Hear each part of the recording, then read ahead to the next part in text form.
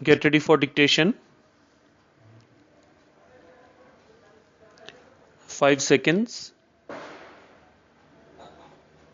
Start.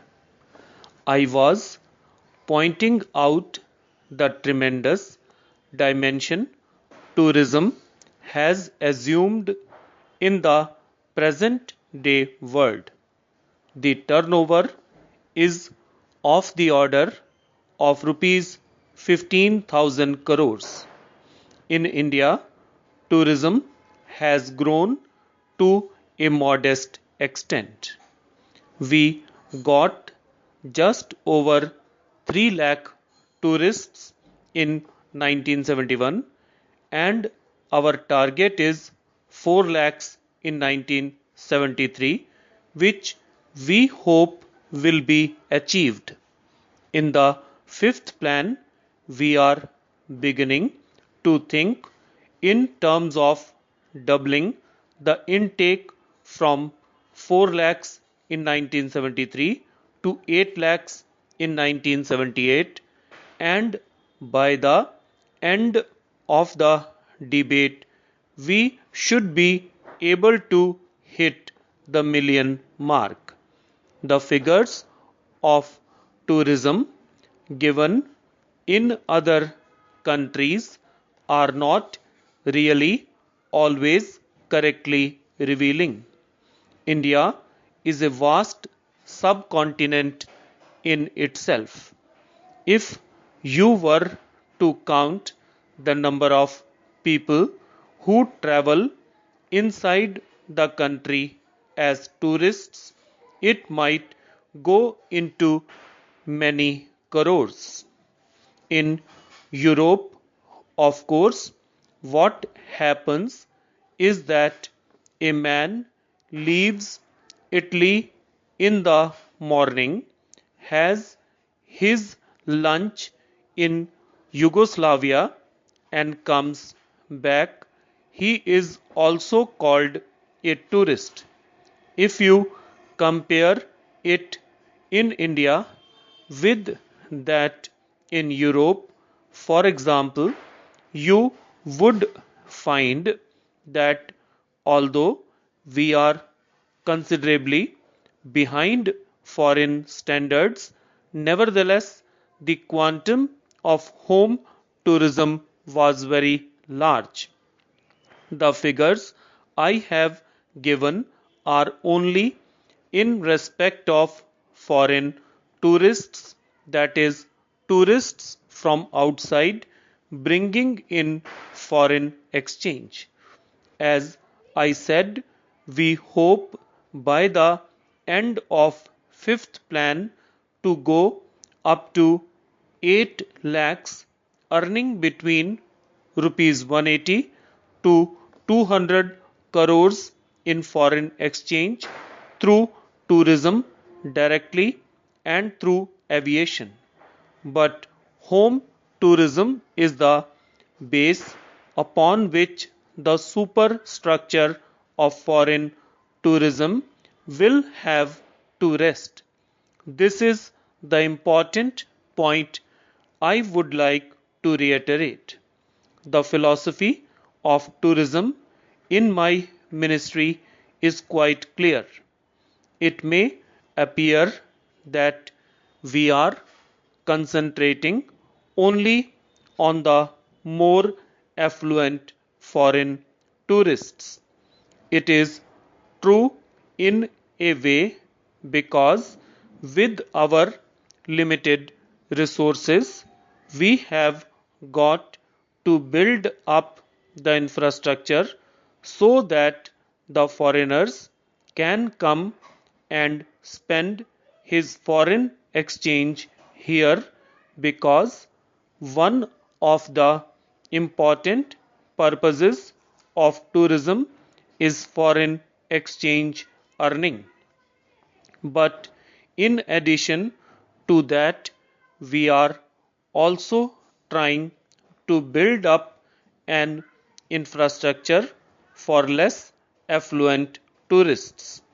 In this connection, it is essential that the state governments, the local bodies and the travel trade fully cooperate. Tourism is essential like cooperative venture. Tourism cannot be built by me sitting here in my office. Tourism can only be built if the entire nation is involved in tourism, the Government of India and the state governments. My friend said it does not matter what the state governments do, it is not true. The state governments have to really fully cooperate. They have got to provide the infrastructure, land, water, roads, electricity, all these basic facilities for the tourists have to be provided because under the federal system these have to be provided by the state governments. It is simply not possible for the Government of India to try and impose tourism upon the states. This is something which must grow from within. I would like to say that it is now 5 years since this ministry was set up, and I would judge as the greatest achievement of our ministry not so much the rise in tourists but the growth of tourism consciousness in this country. I remember when I took over this ministry 5 years ago, tourism was looked upon with a mixture of amusement and contempt as if it was something really intended either for the very affluent or for the very eccentric. But today, the realization has grown that tourism can become a central economic activity in this country. Tourism can bring employment to lakhs of people. Tourism can help to trigger off the development of various parts of the country in various fields, and therefore it is very encouraging that there has been this growth. I am sure that in the fifth plan we will have a massive investment in tourism. Shri Kapoor made a remark which I wholeheartedly support. He said that the demands which I was presenting are far too low. I agree they are far low, and I am sorry that they are low because our capacity so far to spend the money creatively has not developed. But I can assure the House that our planning for the fifth plan period has already started, and our targets are going to be much higher than they are in the fourth plan, and we hope for a massive investment in the central sector, in the state sector, and in the private sector so that tourism can grow.